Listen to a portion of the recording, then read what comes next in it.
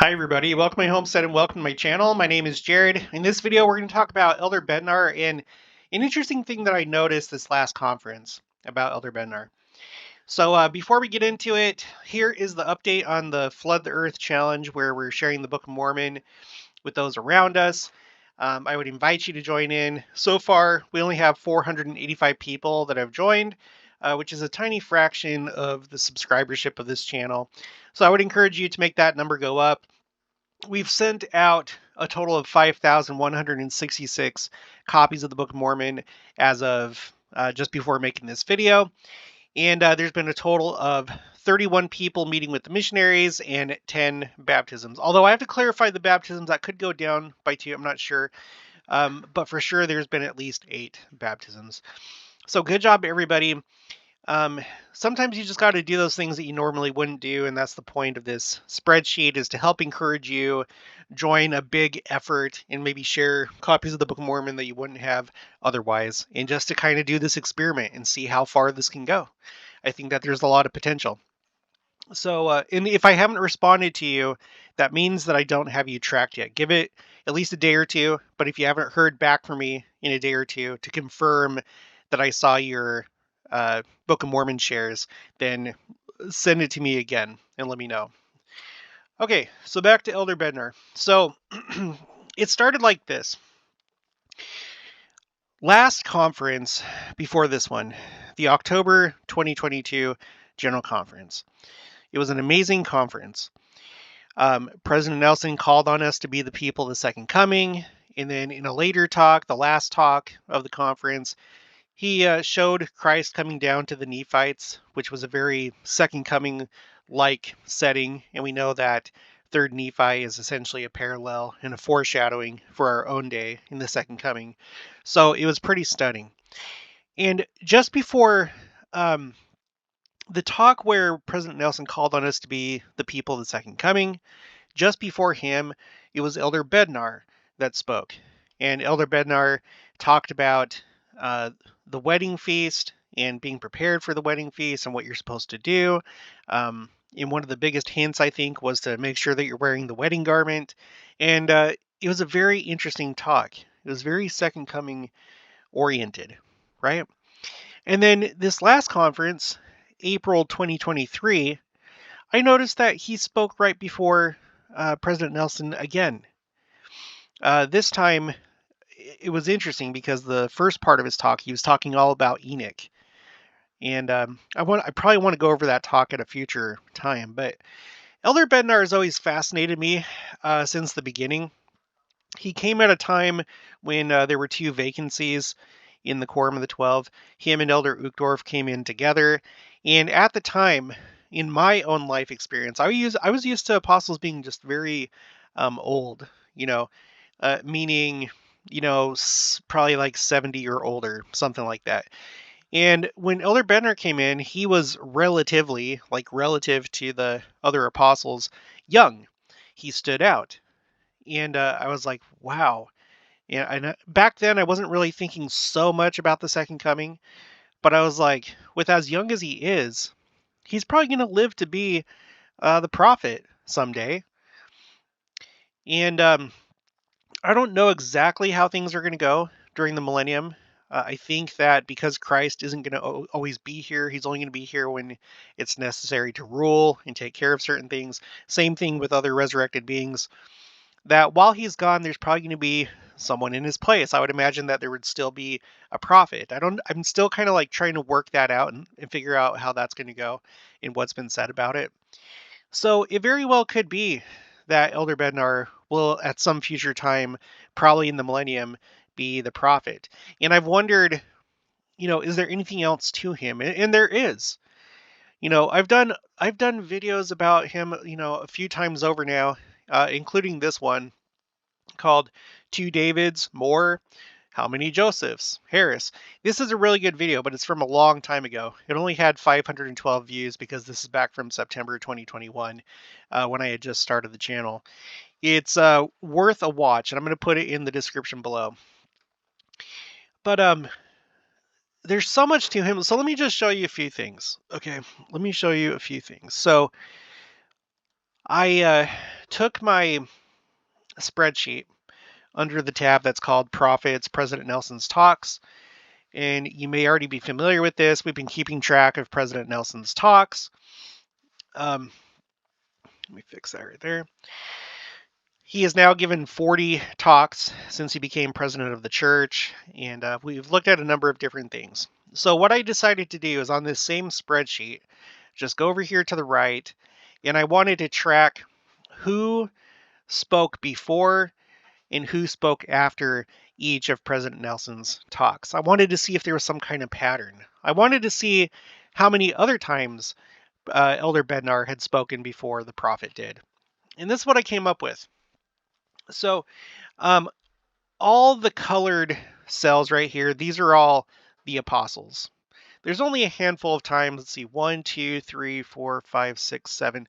Only 7 non-apostles that have spoken before or after President Nelson has given his talk in any given general conference since he became president of the church. Only 7, which is that's an interesting number. All the rest have either been from the Quorum of the 12 or the First Presidency.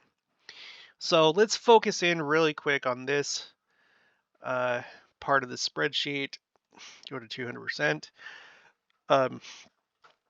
So I organize these by the total number of times that someone has spoke before or after President Nelson's talk. So in the number 1 spot, you have Dallin H. Oaks. He has spoken 8 times immediately before President Nelson's talk and 5 times immediately after. Next, you have President Eyring with 5 total, and each time it's been immediately after President Nelson's talks.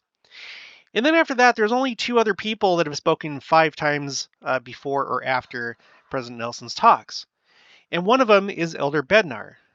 Here's Quentin L. Cook. He's the other one. So President Oaks at 13. And then President Eyring, Elder Bednar, Elder Cook, 5 each. And then 4 from President Russell M. Ballard. Oops. I don't know how I messed that one up. M. Russell Ballard. I wasn't thinking. I was in a hurry. Which that's kind of interesting because he's the president of the Quorum of the 12 Apostles. Okay. He's the acting president. The president is Dallin H. Oaks, but since he's in the First Presidency, President M. Russell Ballard is the acting president. So you have 2 apostles that have spoken more in close proximity to President Nelson than him. Now, I don't know that this means anything at all. I don't. But there's one way that you can think about this. Let's go back over here. I'm assuming that it's President Nelson that arranges all the talks, like who speaks when. Okay, that just makes sense. I'm not sure I've ever officially heard that confirmed, but I think that's probably the case. And it would make sense if that's the case, because if President Nelson wants to really underline his own talk or the main message of General Conference, then he can rearrange things, and then he could have maybe a talk that would really serve as a good backdrop or a primer for his own talk. Does that make sense? So in the case of the October right here, we're looking at these 3 rows right here.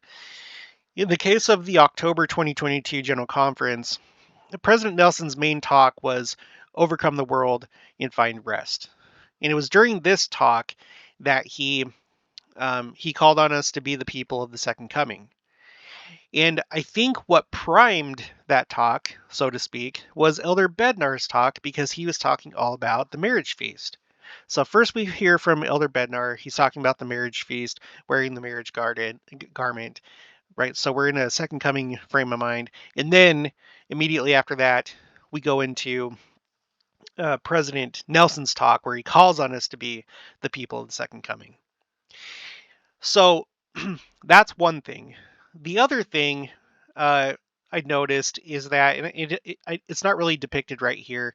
I don't have a way to really depict it here, but a lot of these times where you have somebody speaking right after President Nelson, it's because President Nelson was the last speaker of, say, the Sunday morning session.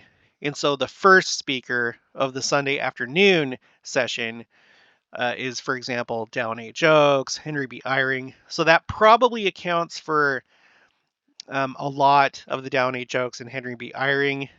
Maybe not so much the other ones, but that could be the case, and I don't have that up in front of me right now.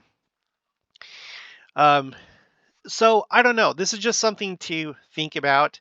I can already hear someone typing, "You're thinking too much. You're looking into this too much." Okay, well that's fine. Thank you. Thank you for your opinion. So Elder Bednar, 2 conferences in a row, he speaks right before President Nelson, and taking the entire history into account, he is among the top. He's in the top 4 people that have spoken before or after President Nelson's talk. So I think that that's significant, and I think that there's something significant about Elder Bednar. Let me show you why. You may recall we looked into his name, Bednar, his family name, his surname, and you can find this a number of different places, but I'm just looking at ancestry.com and then this other website. So Bednarski, which is it's a variation of Bednary, Bednars, Bednarski. It's the same name. Polish and Jewish from Poland. Polish and Jewish. Okay, Jewish. And it says here Bednars, spelled this way, an occupational name for a cooper. Go over here to forcrest.com. This surname of Bednar was a Polish and Jewish occupational name for a cooper, a maker of tubs and barrels. So we don't know, but it seems like he could have some Jewish descent, at least on his father's side. Now, to the Jews, it has to be through the matrilineal line. It's your matrilineal line that determines if you're Jewish or not, and then it's your patrilineal line that determines what tribe you're in. I've talked to Rabbi Gerfine about this a number of times. So, by a Jewish definition, he probably wouldn't be Jewish, although I don't know his genealogy. I'm just looking at his last name, which I think is interesting. And I'm not so sure that the Lord really goes by the Jewish definition of, like, is your mother Jewish? That doesn't seem to be a doctrine in our church whatsoever. That's one place where we diverge from Judaism. And so I wouldn't be surprised, and I'm not saying that he is. It's private, but I wouldn't be surprised if he's of Judah, in his patriarchal blessing or whatever. I would not be surprised. Regardless of whether he's actually in Judah or not, the fact that he seems to have this lineage could be significant when it comes to his role in the last days and whatever the Lord has in store for him. Now, the other part that's interesting is he is over, according to this, okay, and the source for this is from the church website. I'll show you this. Here's it's a table of the Quorum of the 12 Apostles, and it tells you different facts and stuff about them. And for Elder Bednar, you have this column that's titled Area. Elder Bednar is over the Middle East / North Africa region or area. Okay. You have some other ones here. Neil L. Anderson over the Pacific and Philippines. Elder Gong over Asia and Asia North. Okay, so I wanted to verify this source. Okay, and this takes you to right here. It takes you to Patrick Kearon. Okay, Elder Patrick Kearon was sustained at General Authority 70 of the Church of Jesus Christ of Latter-day Saints on April 3rd, 2010. And this is where you find it. Down here it says, he currently assists Elder David A. Bednar in supervising the Middle East / Africa North area, and Elder D. Todd Christofferson in supervising the Utah area. Okay. Now, I'm not sure why they don't just have, why it's not easier to find what areas the apostles supervise. I'm not so sure that that each one of them has an area, just based on this table right here. So for M. Russell Ballard, it doesn't have anything. It doesn't have an area or other assignments or CES board, which doesn't mean that, this table is complete. This table could be incomplete, and we just don't have that information. Elder Jeffrey R. Holland, board member, chairman, executive committee for the CES board. Elder Uchtdorf, his area, according to this, is Europe and Europe East. And then other assignments: chairman, priesthood and family executive council, chair, correlation executive council, and all the rest of this stuff. I do not know. I have no knowledge of like the different councils and things in the church, like the um, what is this? The priesthood and family executive council. I have no idea what that is. The correlation executive council, I can only assume that has to do with the church correlation committee or something. That's where it's like it's a committee, a group that they make sure that all church publications are doctrinally sound. When movies are made, I talked to Joe Sines about this. He's filmed some movies for the church, some videos, and it has to go through a correlation committee. They have to make sure that everything is correct and it doesn't go against doctrine. That's why church publications, it's important to stick to those and have those as a primary source of your knowledge, because someone has already checked it to make sure it doesn't go against doctrine. So anyway, the point is, you have Elder Bednar, who is potentially of Jewish descent, and he's over the Middle East. That is really interesting. I did a video when he went there last time. Let's see, Elder Bednar, Middle East. He went to Amman, Jordan. He also went to the United Arab Emirates. Let's see, it says right here he went to Jordan, United Arab Emirates, and Bahrain. On that trip, he did not go to Israel. This article came out the 2nd of November, 2021. So, but anyway, you can read about it. You can see what he did and all that stuff. So he's over the Middle East, and I don't think that's by mistake. I don't think it's by mistake that he's so young, or that he was relatively so young when he was called to be an apostle. And by the way, I've looked into it. He's not the youngest apostle ever called. Just in recent times, he was. In fact, President Oaks was younger than him when he was called in 1984. Wait, was it President Oaks? I don't know. I did a video about it one time. I already forgot. Okay, so now the other thing. Okay, so possibly Jewish heritage, young when he was called. He's over the Middle East. What next? His name, David. Okay, so this is going to get probably into the last part of the video here, which is going to be mostly the main focus. But David, I don't need to tell you, is a special name, right? We always hear about King David. Even though King David lost his exaltation, it was through that Davidic line in dynasty that Christ descended through, right? Christ was the true political king of Israel. And it goes back to David, his great grandfather. Okay. David was a type and a foreshadowing of Christ. In fact, when you read the story of David's life, I feel like you can see a lot of things there that are parallels to Christ. And we might have to go over that some other time, but that's the feeling that I got last time I read through the life of David.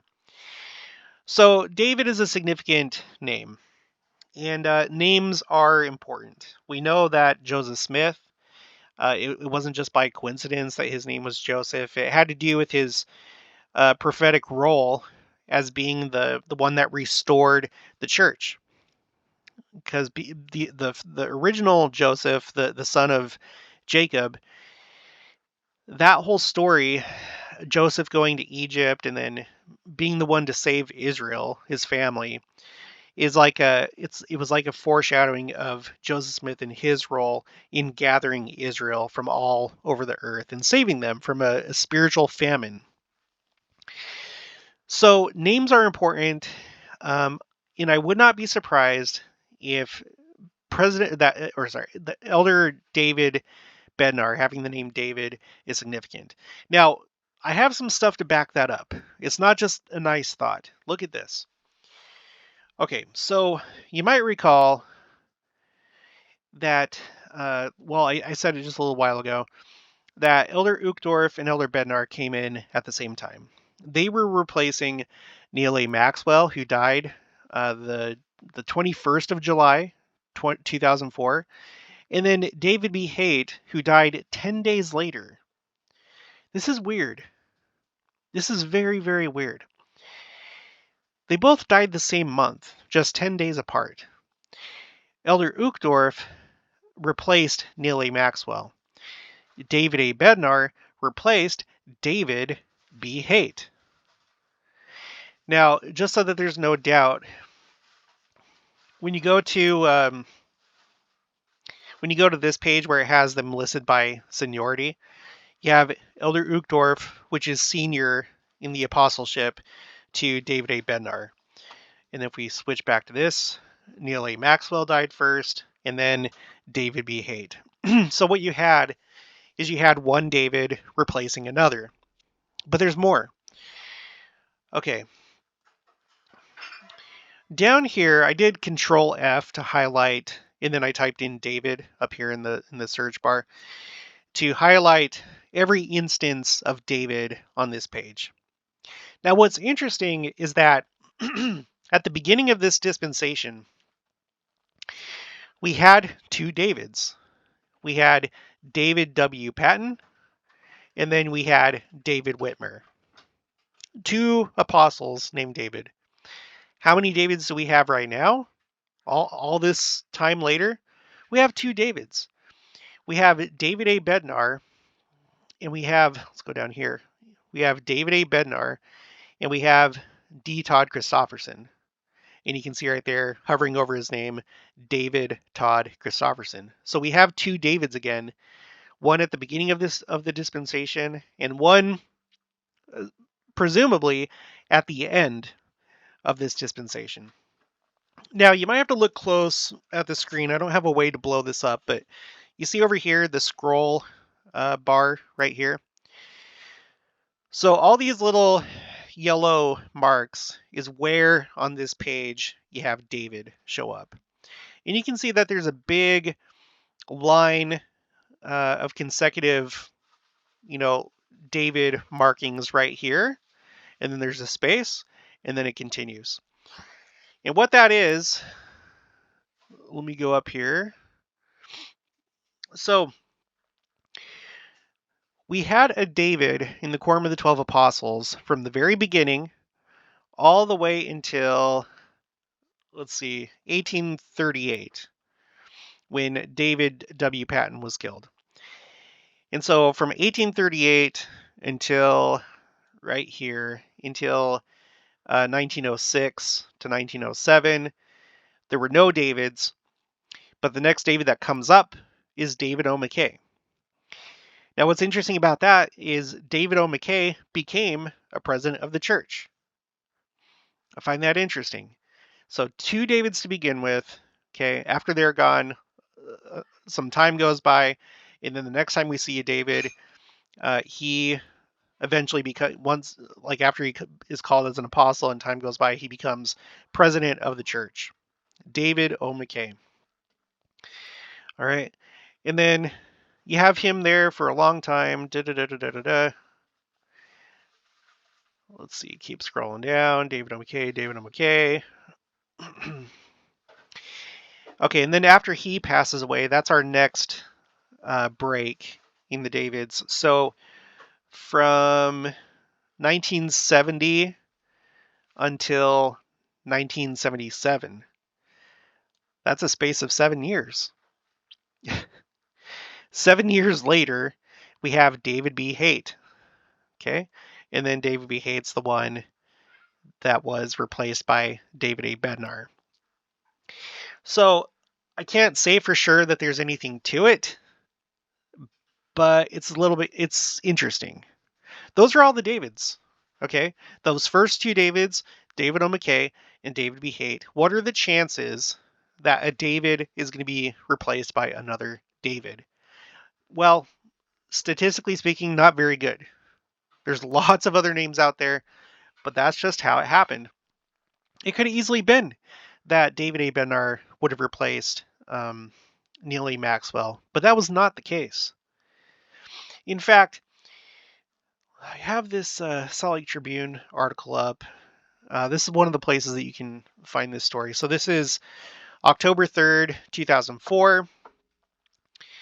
And it says, well, I'll read this first part to you. Why not?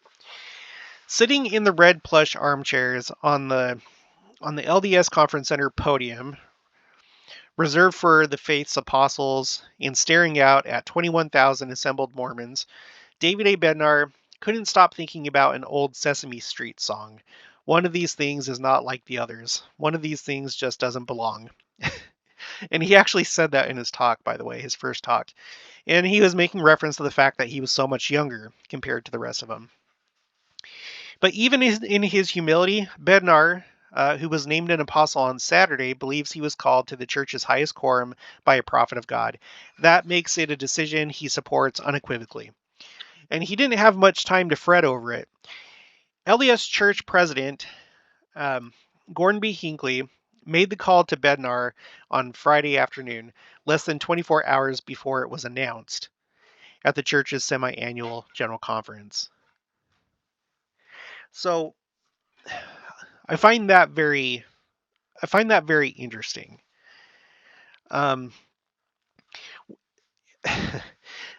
Okay, church leadership, and especially the apostles and the prophet, they're not procrastinating. This wasn't a situation where Gordon B. Hinckley was procrastinating. This must have been like a very serious, thing that he was thinking about and praying to the Lord about. Okay, I don't know the whole story. If you have more details to this story, send them my way, preferably by email. But I feel like there's a little hint here that this was a very important decision. And think about it. Even if you don't have all the details, just looking at it at face value, okay, having someone join the Quorum of the 12 Apostles at a young age like that is almost like a guarantee. Unless something fails health-wise or whatever, there's like an accident, it's basically a guarantee that that person will someday become prophet.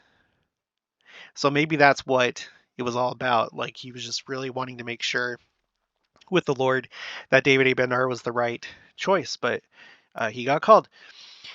Okay, and the thing about that, you guys, is that it's reminiscent of, let's go back to 1984. You may recall the video I did somewhat recently where we were talking about President Nelson and President Oaks. They came in at the same time. Let me see if I can find it right here. Russell M. Nelson and Dallin H. Oaks sustained and added to the Quorum of the 12. This was April 1984. Now, what the interesting thing? Look at this. Remember what we just read about Neal A. Maxwell and David B. Haight, how they died 10 days within each other from each other. Well, something similar happened with LeGrand Richards, who President Nelson replaced, and Mark E. Petersen. And this was a very odd story. I still have the highlights right here. So LeGrand Richards died January 11th, 1983. And Mark E. Petersen died exactly a year later, January 11th, 1984.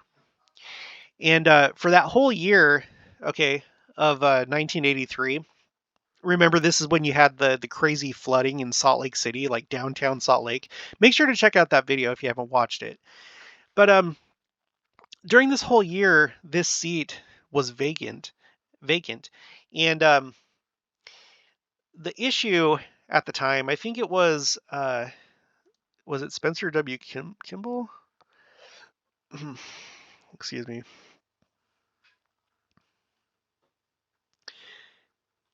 Uh, Dang, I can't remember, and I don't see it here. I'm pretty sure it was Spencer W. Kimball who, and if it wasn't, who cares? Just go back and watch that video. He was like in really bad health, and he could barely even speak. And President Nelson was his doctor, and there was like a nurse that was working with him, and she was excited about the upcoming conference because she was excited to hear who the new apostles would be. And President Nelson, knowing the situation, he was like, you're not going to hear that because he's just not going to make it." But miraculously, one night, um, I think it was Gordon B. Hinckley. He had instructions for the people taking care of the prophet to let him know immediately as soon as he was like coherent enough to talk, because they needed to hear from him to hear who the next apostles would be. And so, in a moment of clarity, and if I remember right, it was like in the dead of the night. It was like at 1 a.m. or something like that. He said, "Call Nelson and Oaks in that order." Okay, so so what I'm trying to say is you had this situation where you have President Nelson, who is now president of the church, and he's the president of the church because of what yeah, it says right here, Spencer W. Kimball. Yeah. He's president of the church because Spencer W. Kimball instructed for him to be called first, and then Down H. Oaks. Okay. So these two are now the two highest ranking, apostles. Well, something similar with David A. Bednar and Elder Uchtdorf, where you have this like kind of strange thing that right up to the last minute, that's when he gets called. So, and then in this case, like we just said, you had, let's go back to it. Where up here? Sorry, right here. How weird is that? Neil A. Maxwell dies on the 21st of July. 10 days later, David B. Haight dies. I can't tell you the interpretation or why or the meaning or if there is meaning, but I do believe that there's meaning and that that's not just coincidental. In both cases, both here and in 1984. That is so strange. Okay, so wanted to point this out to you. It's very interesting that right now we have a U.S. president whose name is Joseph. No matter what you think about him, and this is not like an endorsement that he's a good guy or anything like that. I'm just looking just at the name, nothing else. It's interesting that you have a Joseph. Well, it's interesting. It's Joseph Jr. But anyway, Joseph, that's the president of the United States right now. And then before him, there was Trump. We've already talked about Trump, how Trump is like trumpet, and his vice president was Pence. So you put those together, it sounds like trumpets. As silly as it sounds, I don't think that that's coincidence either. I do not see this as coincidence. We're in some kind of different stage when it comes to world history. And frankly, I think it's the end before the second coming. Okay, so back to Elder Bednar. So one more time, his name is David, right? And think about the importance of David in the scriptures and how Christ comes from that line. Okay. He has a Jewish last name. He was the youngest of the Quorum of the 12. He was really young when he was called, relatively speaking. He was called at a time where you have this weird stuff going, 2 apostles dying within 10 days of each other, which resembles President Nelson and President Oaks when they were called to the Quorum of the 12. Okay. It's all very odd. And then on top of that, David A. Bednar is over the Middle East. Okay. So, and then one other thing before we move on to the next thing. So we talked about the President of the United States. Right now it's Joseph. With the nation of Israel, their first prime minister, his name was David Ben-Gurion. And if I'm not mistaken, the main airport there in Israel is named after him, Ben-Gurion Airport. His name was David. All right, so this leads us to the next part. Let's talk about David. What could there be anything really significant about Elder David A. Bednar in the future? There's this idea out there about the 2 Davids, okay, and I hope I do this justice. Okay. Okay, I'll just read this thing here. Okay. So the author of this is Victor L. Ludlow. David, a prophetic figure of the last days. King David, 1000 BC, remains today one of the most renowned Old Testament figures. His personality, spiritual sensitivity, creative abilities, military victories, and leadership carried him to the pinnacle of popularity. He had the potential to become an ideal king, but his kingship deteriorated after his adultery with Bathsheba and his involvement in Uriah's death.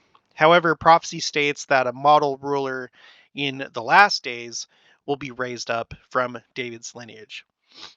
The prophet Joseph Smith taught that, quote, the throne and kingdom of David is to be taken from him and given to another by the name of David in the last days, raised up out of his lineage. That's from Teachings of the Prophet Joseph Smith, page 339. Elder Orson Hyde, in his dedicatory prayer on the Mount of Olives, October 24th, 1841, prophesied that the Jews would return to Jerusalem and that in time a leader called David, quote, even a descendant from the loins of ancient David, would be their king, from History of the Church. This predicted figure corresponds to a promised messianic servant. Hosea, speaking shortly before the loss of northern Israel, foretold that Israelites would return in the latter days, quote, and seek the Lord their God and David their king, end quote.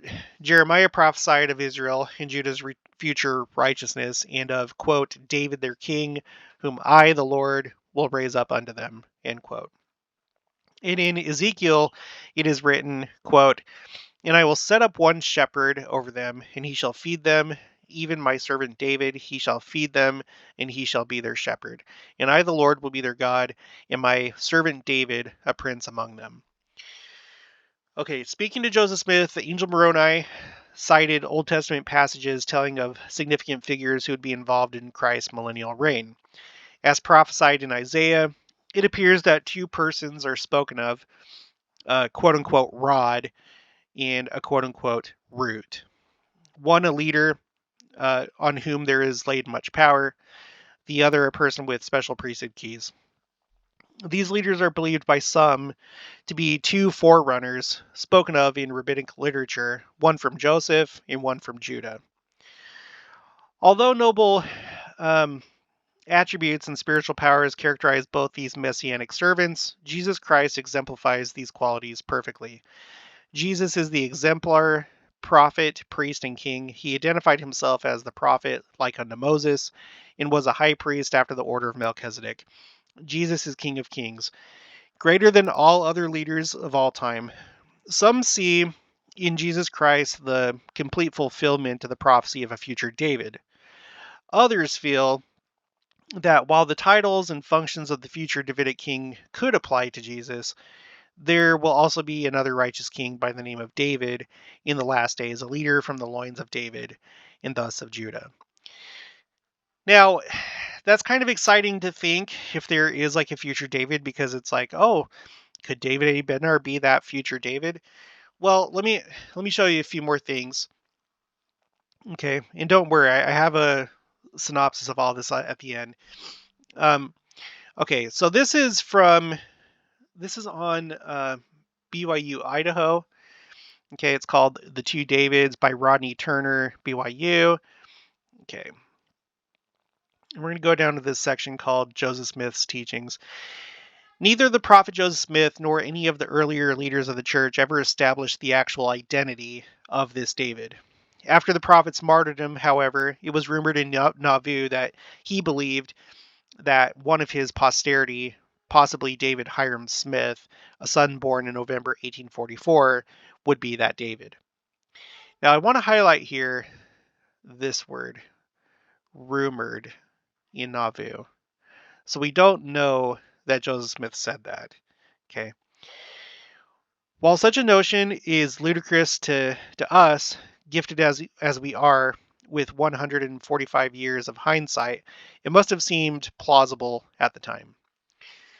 In late 1844, Oliver B. Huntington was living in the prophet's home, the Mansion House. In his diary, he wrote of David Hiram Smith, quote, "At the time of his birth, it was intimated by old Mrs. Dumfrey and others that Joseph the prophet said that he, David Hiram, which name Joseph gave him before his death, was to be the David the Bible speaks of to rule over Israel forever, which David spoken of most people took to be the old King David."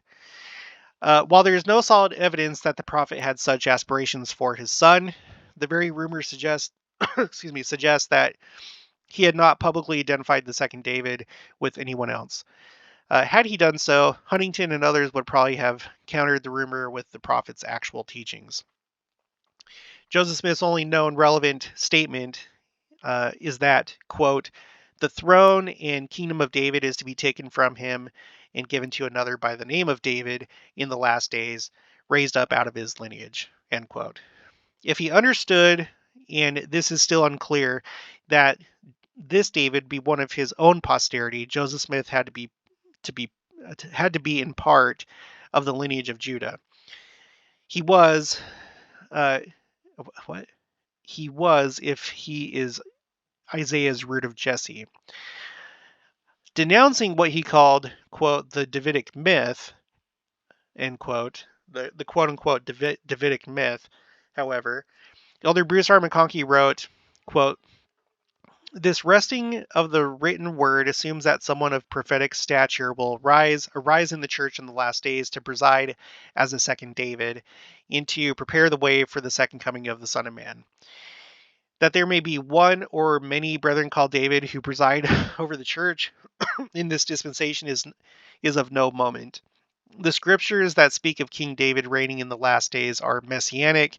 They have reference to the millennial reign of the Lord Jesus Christ," end quote. The most extensive discussion of this subject is found in The Millennial Messiah, published in 1982.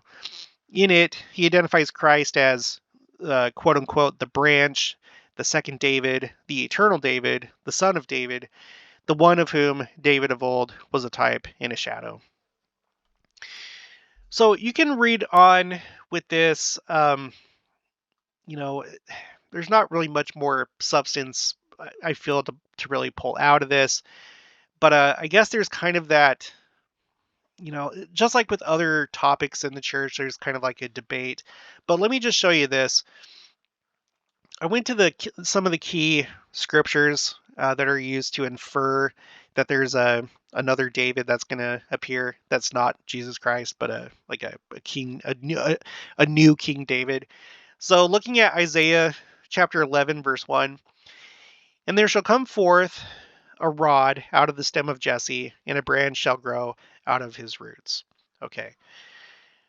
Go here to the Institute Manual, Isaiah 11:1. Who is the branch?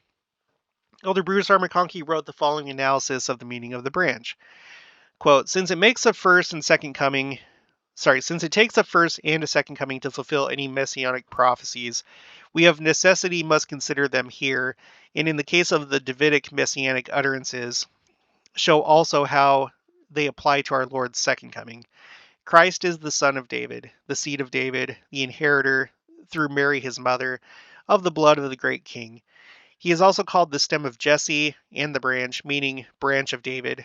Messianic prophecies under these headings deal with the power and dominion he shall wield as he sits on David's throne, and have reference almost exclusively to his second adjourn on planet Earth.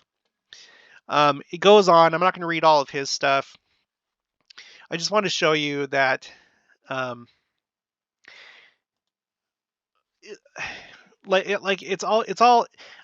it seems that the church does not believe that there's going to be another man David, that the David being referred to, the second David, is Christ himself as the millennial king.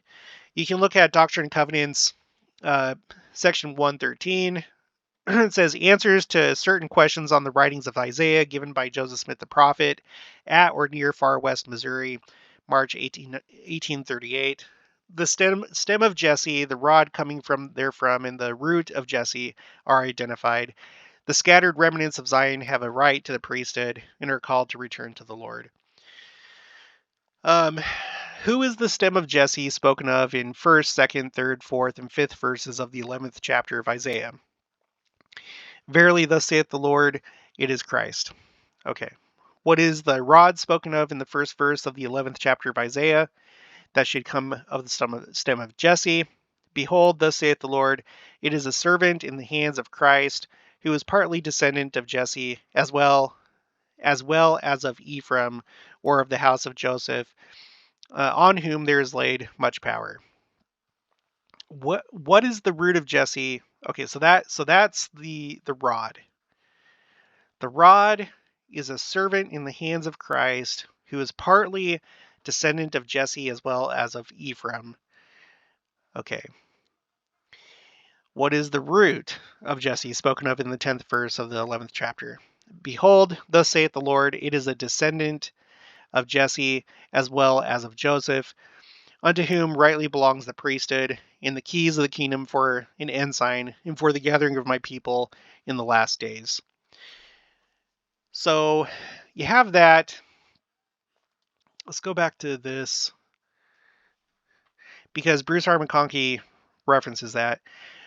So he says, Jesse was the father of David. Isaiah speaks of the stem of Jesse, whom he also designates as a branch growing out of the root of that ancient worthy. He recites how the Spirit of the Lord shall rest upon him, how he shall be mighty in judgment, how he shall smite the earth and slay the wicked, and how the lamb and the lion shall lie down together in that day. All of which has reference to the second coming in the millennial era, thereby ushered in. As to the identity of the stem of Jesse, the revealed word says, Verily, thus saith the Lord, it is Christ. What we just read from D&C 113. This also means that the branch is Christ, as we shall now see from other related scriptures.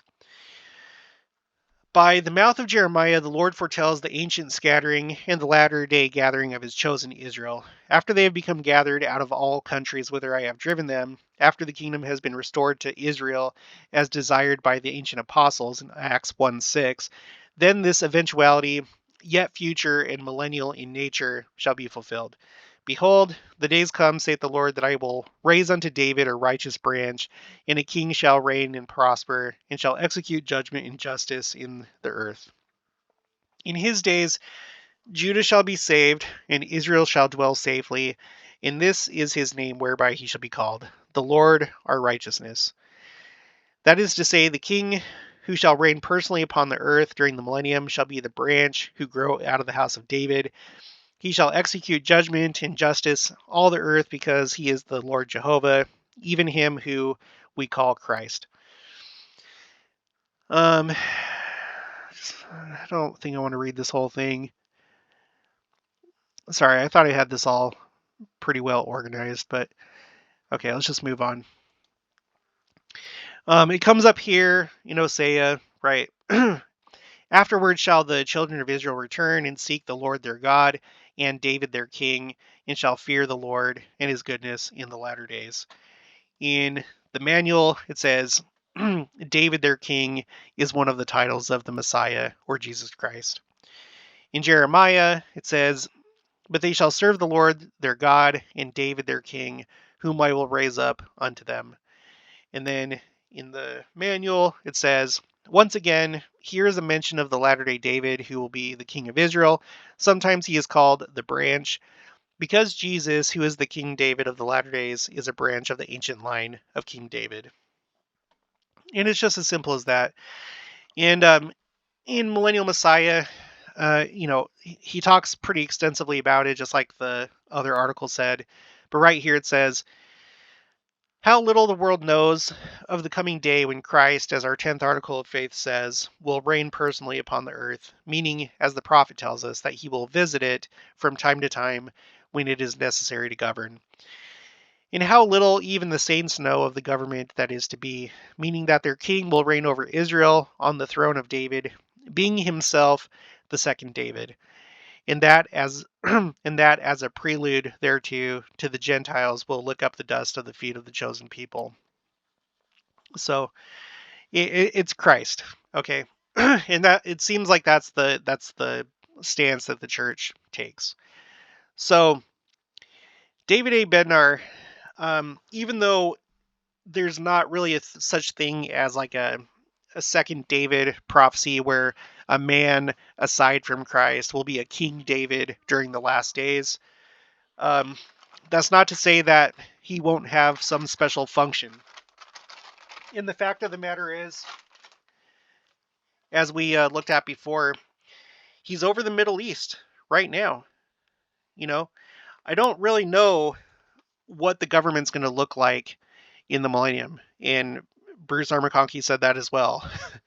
I don't know what all things are going to look like at that time. But I just have to wonder if David A. Bednar has a big part to play, especially with Jerusalem.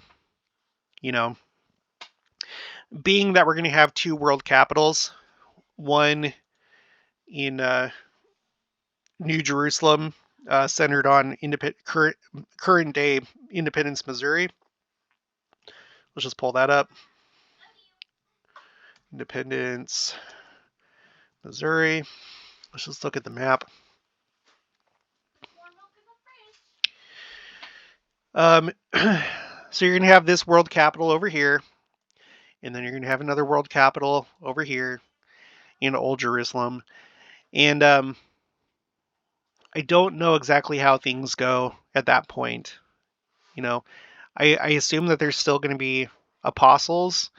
I wouldn't be surprised if David A. Bednar has more of a governing role on this side of the world, and maybe him living in Jerusalem potentially. I know that these are like wild things to think about, and it may not happen, but I'm just trying to think of why David A. Bednar, stands out so much. Why is it that he is up here?